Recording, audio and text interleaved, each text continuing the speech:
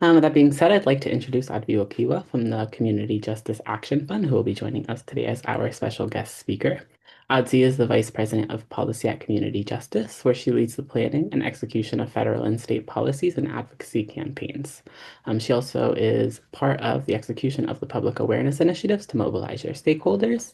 Prior to her current role, she served as the Federal Affairs Director at Giffords, the gun violence prevention organization founded by former Congresswoman Gabriella Gifford, where she designed and executed the organization's federal legislative strategy to advance the gun safety legislation, manage relationships with leadership offices in Congress, federal agencies, and the White House Office of Gun Violence Prevention. During her tenure at Gifford, she was twice recognized as the top lobbyist by The Hill.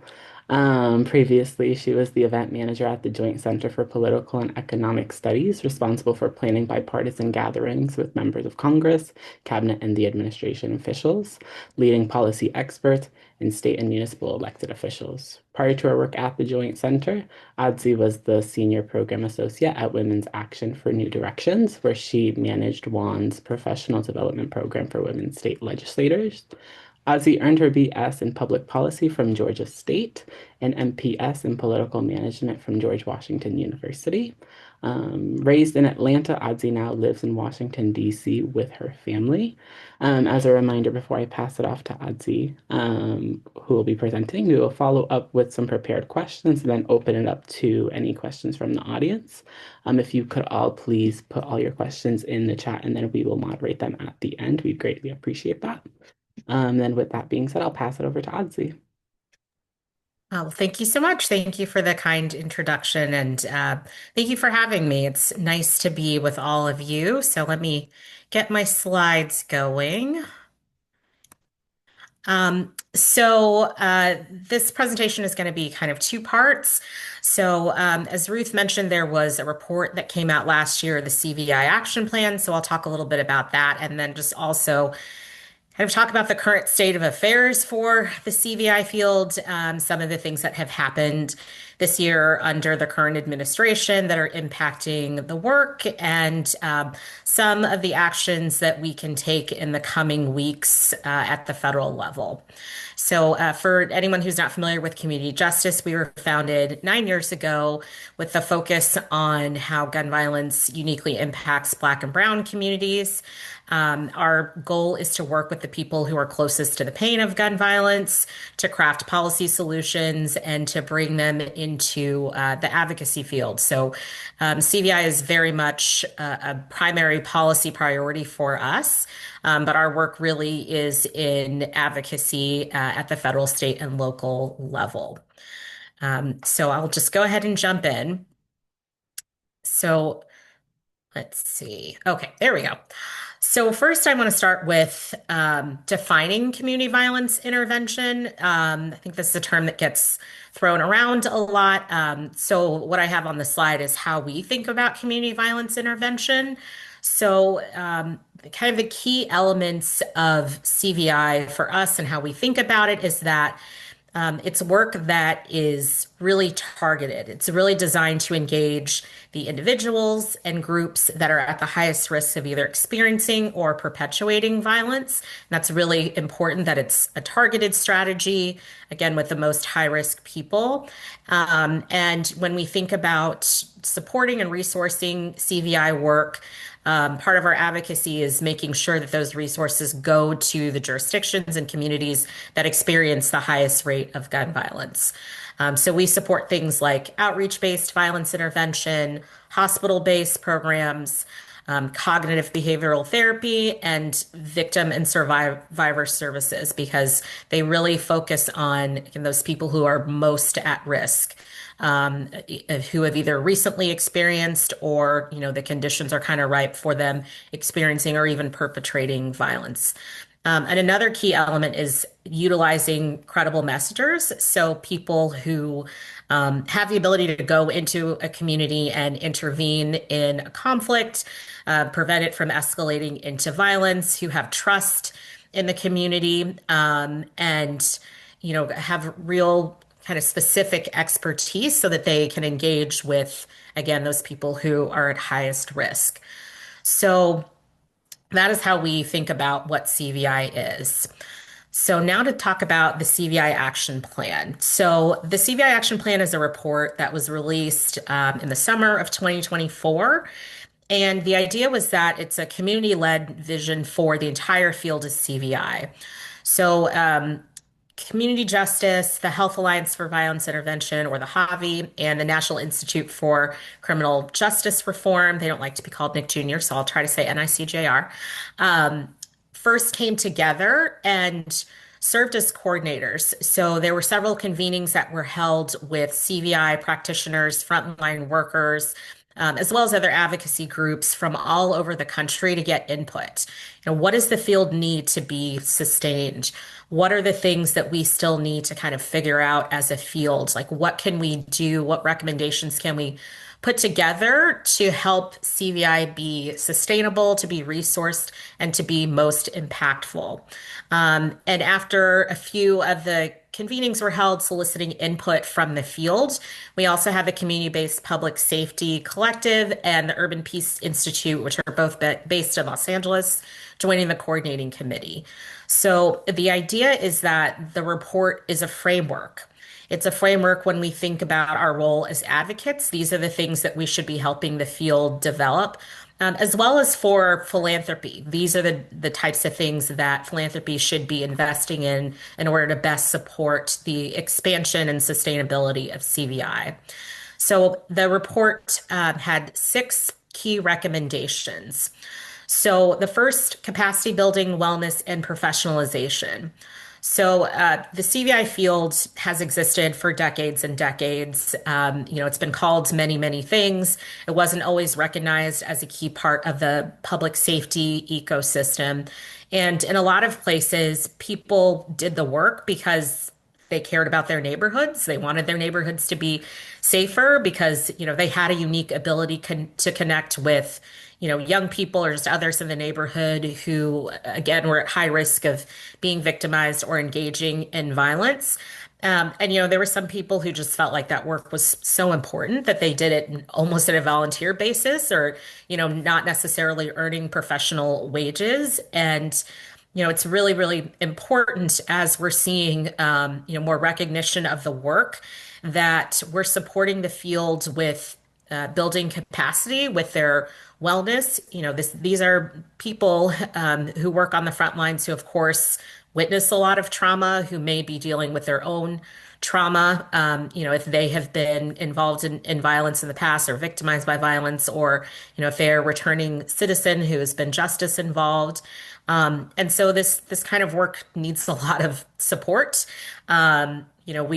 I think for all of us who are lucky enough to have professional jobs, having paid time off, having benefits, having health insurance that maybe can support your own mental health, access to mental health counseling, those sorts of things. And that's something that's really, really needed in the field, is to make sure that, it's recognized as a profession and treated as such and given the appropriate benefits.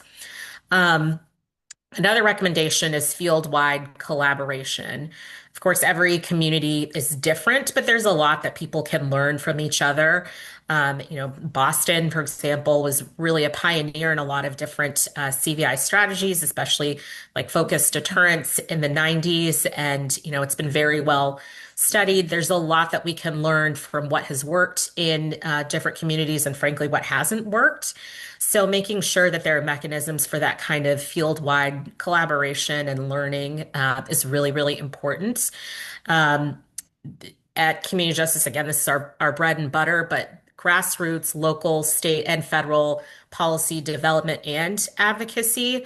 It's so important that the people who have the experience on the ground be able to provide input when we think about the policy solutions and ways to support the field. I think that it's just really, really key that policy doesn't happen in a vacuum without input from the people that will be most impacted. And so that's a really, really key recommendation. And also to make sure that, as key validators and people closest to the work, that people on the front lines of CVI work have the opportunity to engage with lawmakers and policymakers. Another key recommendation is narrative change, and I think this is huge and not necessarily just exclusive to the CVI field, but there are so many, myths about gun violence in general, who commits acts of gun violence. As someone who has spent many years watching congressional hearings, and I'll try to be nonpartisan here, but there's one party in particular that always likes to talk about, well, we need guns to defend ourselves. And look at all these instances of people using guns to defend themselves. So, just there's all these false narratives about gun violence, how to address it, the appropriate kind of use of guns in society. And for the CVI field, it's no different. So just even in terms of media coverage of shootings and different violent incidents, as well as getting narratives out there about what is actually working. There's also a real need for more research, evaluation, and analysis of the impact of CVI work. Again, there's great studies that have come out of, say, Boston and some of the things that were pioneered there in the 90s. But there are gaps in many, many other cities.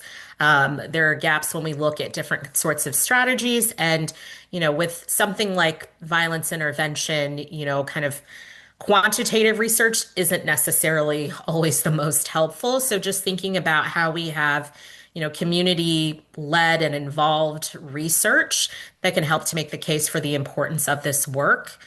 And then the last thing is just standardization. So it's only really been in like the last 5 or so years that the term CVI has been widespread. People talked about urban gun violence, or, there's been lots of terms that were used.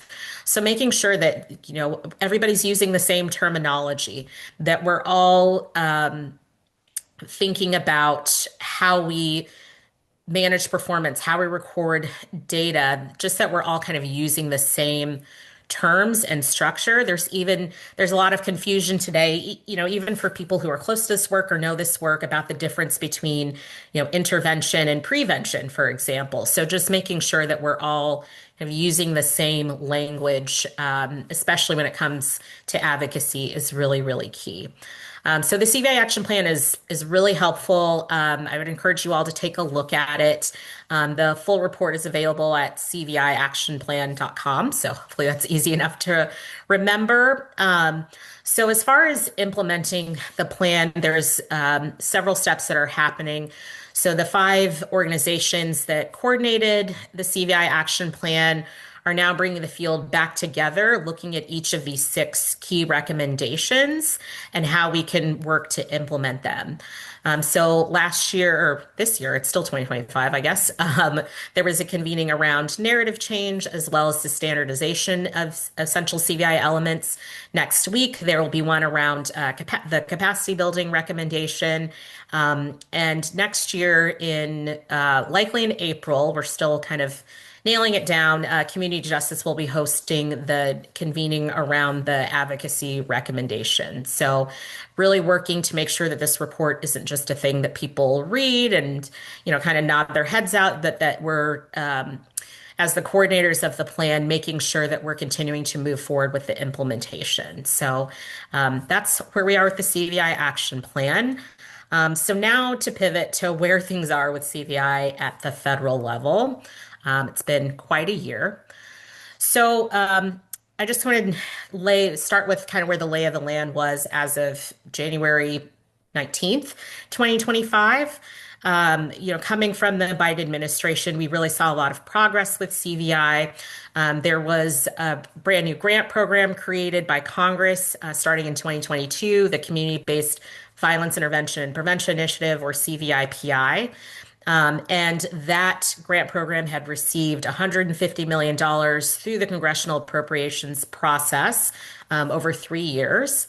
As you all know, Congress passed the Bipartisan Safer Communities Act also in 2022, and that law provided $250 million additionally for CVIPI. So for the fiscal years 22, 23, and 24, CVIPI was provided with $100 million each year, which went to community-based organizations as well as state, local, and county governments to help to further the field of CVI and support its expansion.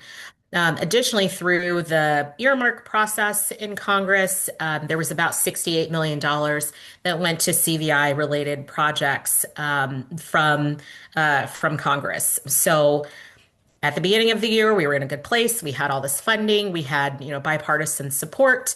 And then on January 20th, everything kind of changed. So just to look at Q1, I'll try to go through this pretty quickly. So we saw the rescinding of, many Biden era initiatives and executive orders.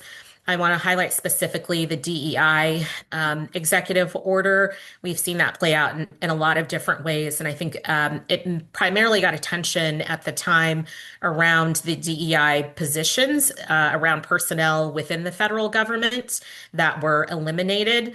But related to CVI, there was also language in that executive order that directed agencies to take a look at all of the federal grants across agencies and make sure that there was no DEI language.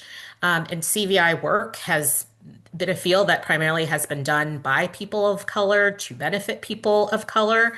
And so that was kind of the first threat that we saw. Later in January, we saw kind of the first attempt at clawing back funding when OMB announced a pause on the distribution of grants, loans, and other funding. That was ultimately blocked by litigation. But as you all know, that the administration continued to try new things. We continue to see the Department of Education be attacked. And I note that because the Bipartisan Safer Communities Act included $1 billion in funding for violence prevention efforts that would be distributed by the Department of Education. So this was to hire mental health professionals in schools to support the expansion of youth-based violence prevention programs in schools. And so obviously if the Department of Education doesn't exist, they can't distribute that funding to schools. We also saw a lot of threats around just restructuring in general. And with the Department of Justice, the memo that I reference here would have consolidated all of the different grant making offices. So, the Office for Victims of Crime, the Office of Violence Against Women.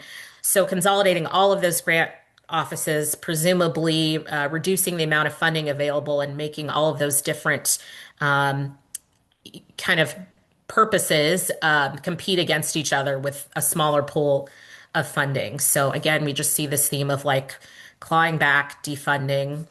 And then the DC executive order, I think, was sort of this first attempt at, what we're seeing today of like this false narrative of crime is out of control and, a certain party has been soft on crime. And so, we saw the first kind of attempts at trying to federalize control of the District of Columbia and, kind of unleash federal law enforcement in DC. And I think notably, we also see this demand to accelerate the processing of concealed carry license applications. Again, I live in the DC area. It is very hard to get a concealed carry license for good reason. As you know, there are a lot of sensitive places in this city. So, that is certainly concerning. And, we all can imagine how much worse January 6th would have been if people had a bunch of concealed handguns on them.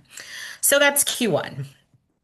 So Q2, we saw the first attacks on the public health kind of infrastructure supporting CVI and gun violence prevention as a whole. CDC and its Division of Violence Prevention were hit particularly hard in April. We saw the termination of more than $800 million in grants through the Office of Justice programs, including about $150 million from CVIPI. And they only terminated funding that went to community-based organizations.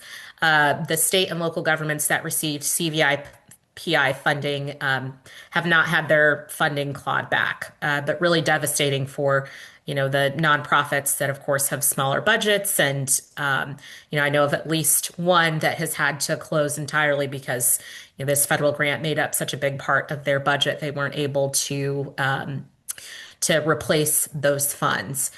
There was a lawsuit filed trying to restore those CVI funds on behalf of many of the nonprofits who were impacted. And that continues to be ongoing. There was a hearing last month, actually, in that case, and an appeal in that case. So, that's working through the justice system. But as you all know, there are many, many lawsuits regarding this administration that are being heard. So we're not sure exactly when that will be resolved. So looking at Q3, again, we saw OMB trying their best effort to stop funding for, things that they don't agree with.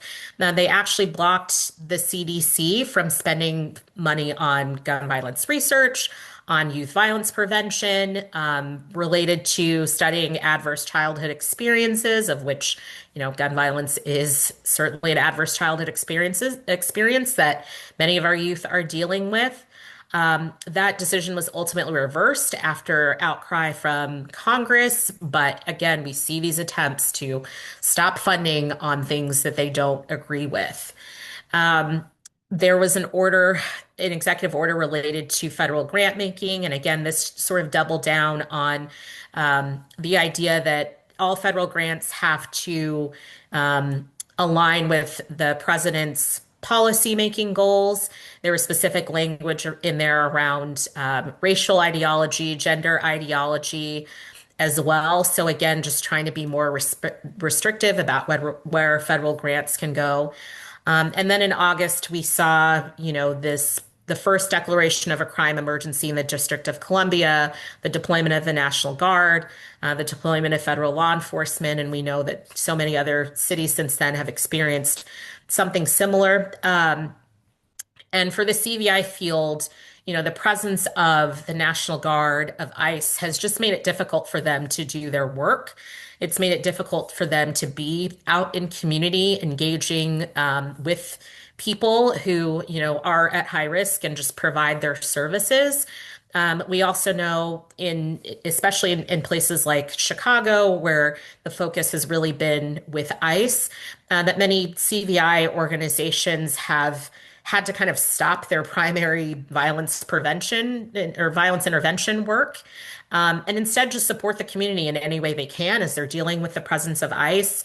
There's one organization that we work with very closely in Chicago, and their street outreach workers, instead of again, focusing on mitigating conflicts, are doing things like going to the grocery store for families who are afraid to because they don't want to get picked up by ICE, or, picking up people's kids from school. And of course, all of that is very valuable and important, but, it takes them away from their day-to-day work.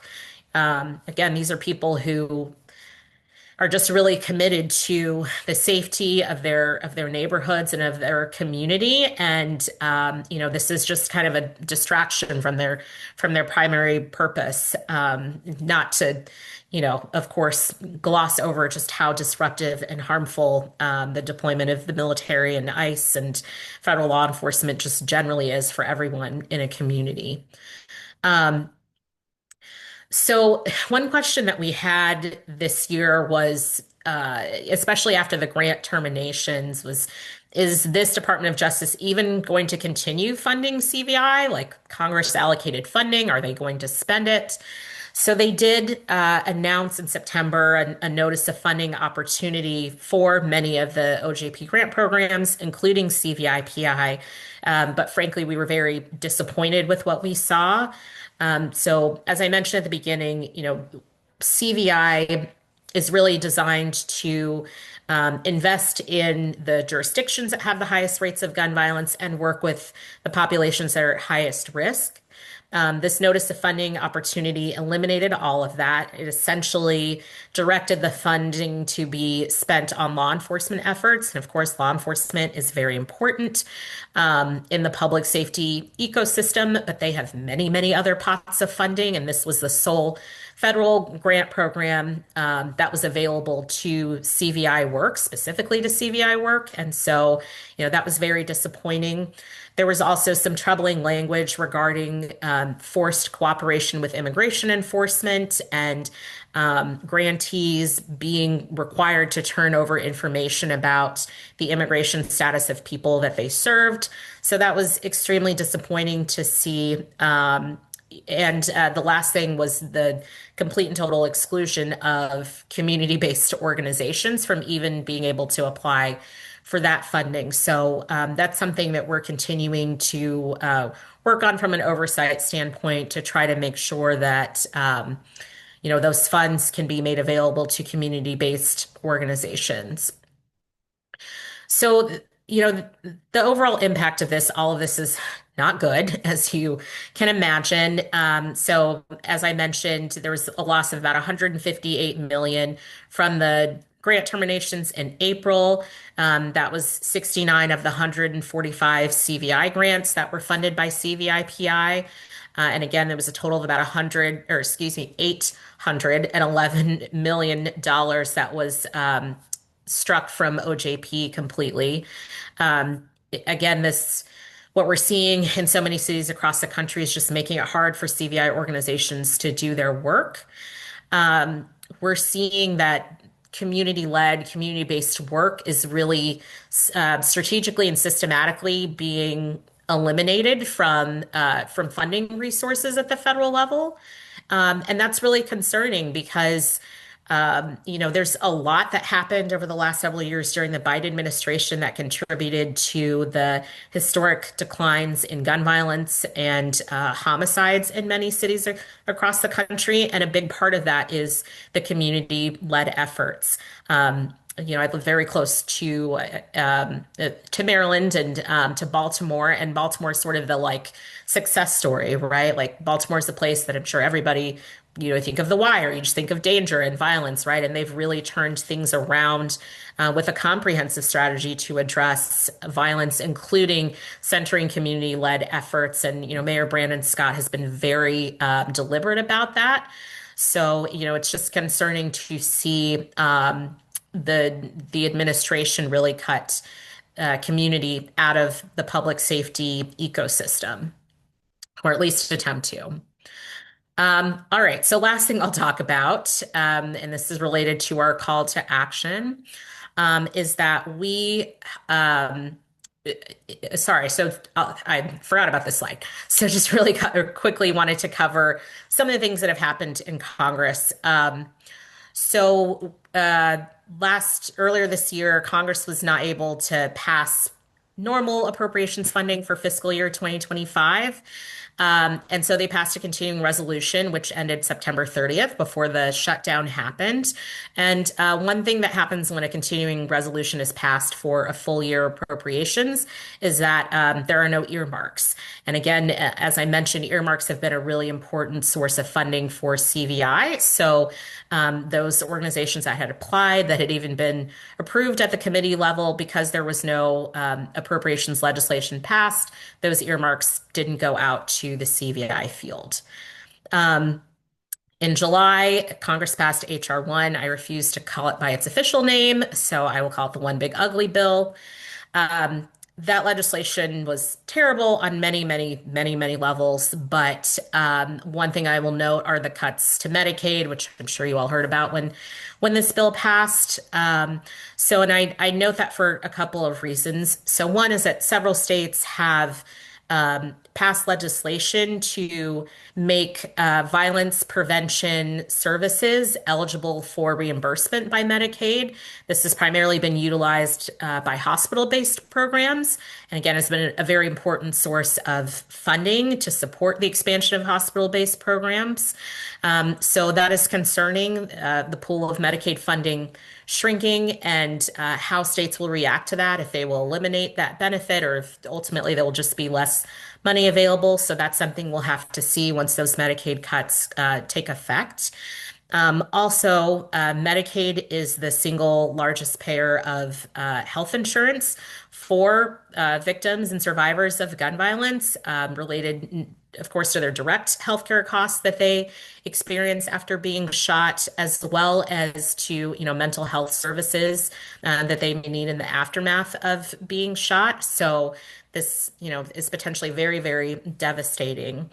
There's also been several hearings that have happened in Congress that have really been focusing on perpetuating this false narrative around out of control crime and again trying to justify what we're seeing with the deployment of the military and federal law enforcement and this aggressive immigration enforcement. So, the Trump administration is doing what it's doing, and we're also seeing allies in Congress, just trying to reinforce that very false and dangerous narrative.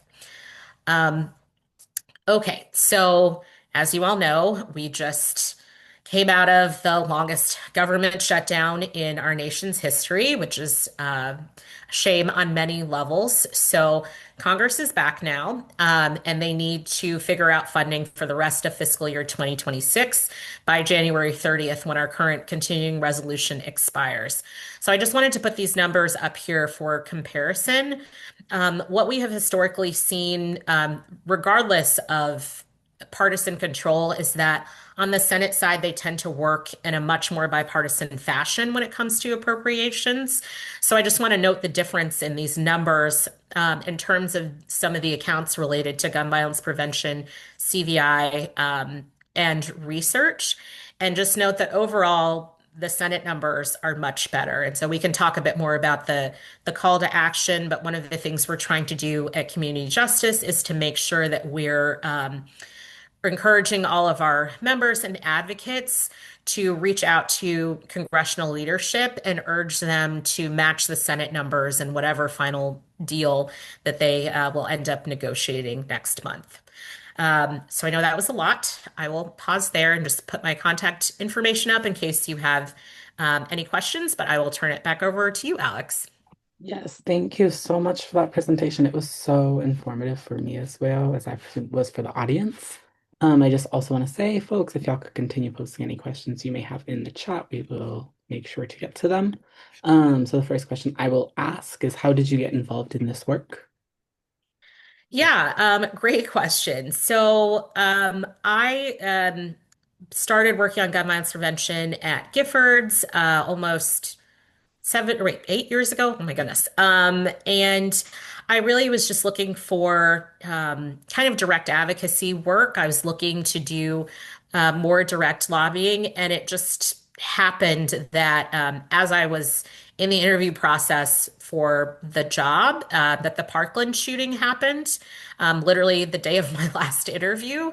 It was very, very surreal. And my sister and her husband are both high school teachers. And I think as someone who's been fortunate enough not to personally be a victim of gun violence or to have lost a family member, that really like felt close to home for me. And then just learning so much more about the issue and meeting survivors, I think is what really ignited my passion for this work. But to be honest, I kind of stumbled into it a bit and, was lucky enough to land at Giffords and, be able to learn so much and meet an incredible survivor like Abby Giffords. I'll jump in with the next question. And Adzi, I also just want to express some gratitude for it. It's a lot of information, it's a lot to digest. And it's hard. It's hard to see where we're at in this country right now because I know we all have hopes and dreams for a different world in so many ways and a different situation for how we support the kinds of programs that we know keep our communities safe. And I also just want to acknowledge you have become really a go-to person for me and thinking about everything from like, what does a continuing resolution mean and all of this budget stuff. Adzi and I sit together on a steering committee that's really looking to build coalition amongst the CVI world across the country And as hard as all of this information is, there's a lot of joy and hope in the way that folks are coming together and really trying to strategize about how we keep the work moving forward and continue to keep us grounded in community safety. And so I really appreciate that role that you play and the way that you help me think about these things too. So you have impact in Massachusetts in many ways. But it brings me to the question that I have for you as we think about community safety. Obviously, there are these policies and budget line items related specifically to gun violence, but there's also so many other intersecting issues. You touched on Medicaid. We'll talk about that a bit more in a minute. We think about things like SNAP cuts and how folks can't be safe unless they have the resources that they need to be safe, which includes food, which includes access to housing. And I um, would love to hear your thoughts about how we think across movements and how we think all of these issues intersect and how do we use that lens to move the work forward? Yeah, I think as you pointed out, there are so many different factors that can increase the risk for violence. And one of the concerns that I really have, especially, coming off the month and a half period of the shutdown, is how the federal government was creating the conditions for violence to thrive. People not having income, people not being able to access foods, just that general kind of uncertainty and instability. And, even before that happened, some of the proposals, especially that were put forward by the House related to funding for, housing support, job training, all of those different things, we just see cuts and cuts and cuts and cuts and cuts. So I do worry about those things kind of compounding. And I guess my hope is that, as a movement that's really focused on violence prevention, that this is an opportunity for us to kind of work together with some of those other areas of work because they are so related to each other. There is so much intersection, even if it isn't necessarily obvious at first. And I think that there's greater understanding about sort of the conditions that lead to violence, and I just hope that that's something that as advocates, that we can all think about incorporating into our work at the state and local level as well as the federal level. Thank you. Right. And then our final prepared question is before we get to our call to action and the questions we get from the audience, what do you want folks to truly take away from this lunch and learn? I think that as much as I tend to be the person who like brings the gloom and doom message, I think that it really is still opportunity. At the federal level, it's very, very bleak, but certainly in places like Massachusetts and many other cities across the country, there has been, more commitment at the state level and at the local level to, invest in things like CVI and again, to think about the issue of violence prevention more holistically. So I guess just to leave things on a positive note, I think that there is still progress that can be made. I know you all have done incredible work in Massachusetts. You're a state that we really lift up as far as thinking about not only reducing access to firearms, but also, investing in community-based work. So, just thinking about ways that we can continue to expand that and take advantage of those opportunities. I think as much as we think about this issue in a partisan fashion. In the past couple of years, we've seen states like Florida and Texas, you heard that correctly, create their own statewide funds that will support CVI work. So I think that there is hope, even in the reddest of places. Those may be places that we know will not do anything positive on gun violence prevention, but there is still hope for some of the community-based work. And so putting our efforts into that, I think, is something that we should all do. Thank you. And I want to encourage the folks who are joining us to put questions in the chat. I do have a question that was texted to me by Mark Scott, who's our board chair. He had to step away to go to an appointment, but he asked about sustainability of the CVI ecosystem and if there are some more innovative or different kinds of practices that can really help. I know some of the things we've been talking about in our coalition building across the country is what role does the business world play in sustaining CBI work? Is just one example of something that might help sustain the ecosystem in light of everything else that is happening.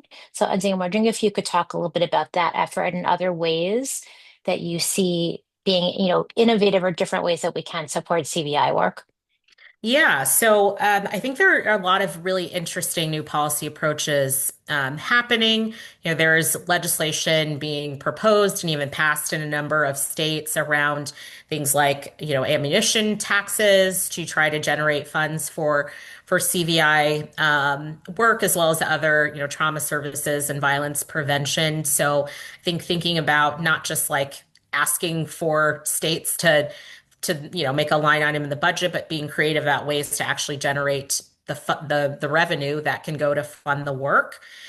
So I think that's one thing that is happening.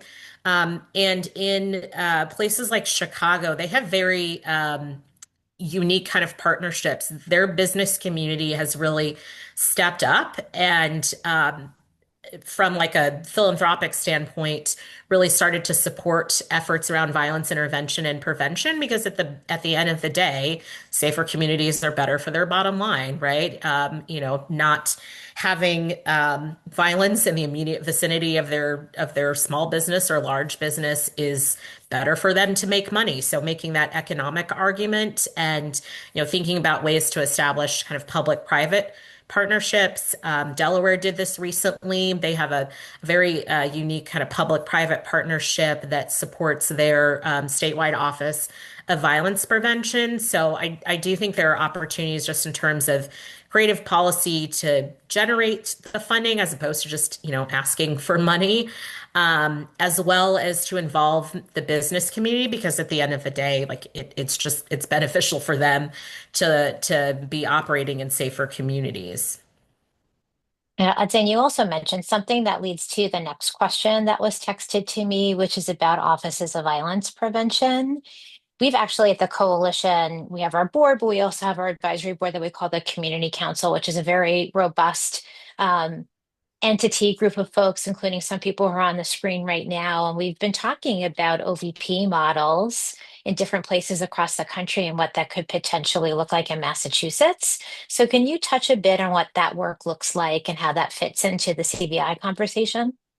Yeah, so we've seen a huge expansion of offices of violence prevention. I think honestly one of the best examples of this, and I know isn't necessarily feasible, but was the White House Office of Gun Violence Prevention and kind of the way they approach this issue. So they focused on implementing policy. The Bipartisan Safer Communities Act had passed a year before the office was created, so making sure that they worked with the different agencies responsible with executing parts of the law to, make sure that they actually did it. So, I think an OVP can really support, the implementation of any new policies or, better implementation of policies that may have passed a while ago but not really been, appropriately utilized. They also served incredible function in terms of coordinating resources for people who had experienced gun violence. About a month after the White House office was created, they responded to the Lewiston, Maine mass shooting, and it wasn't necessarily just okay, let's coordinate ATF and FBI and other DOJ resources, but also thinking about what does this community need. They need resources from Health and Human Services just to support this community that has been traumatized. There may be resources needed from the Department of Labor related to, interruption of employment. The Department of Housing and HUD was involved. So there was a very broad coordination to make sure that the community, not just that there was investigation and sort of the law enforcement response, but that the community was really supported as they dealt with, such an unimaginable tragedy. So I think, serving that function of coordinating across multiple agencies can be really, really key. Um, and then I think there was also some real intention around soliciting input from a wide variety of stakeholders.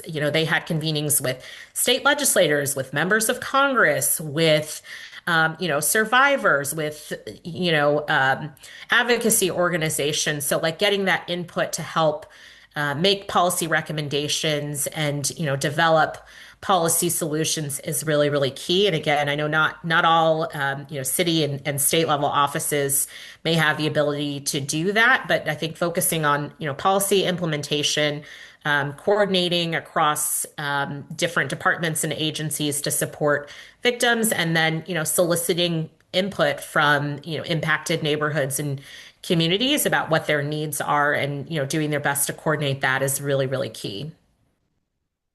Thank you for that. And I know we're running up on time.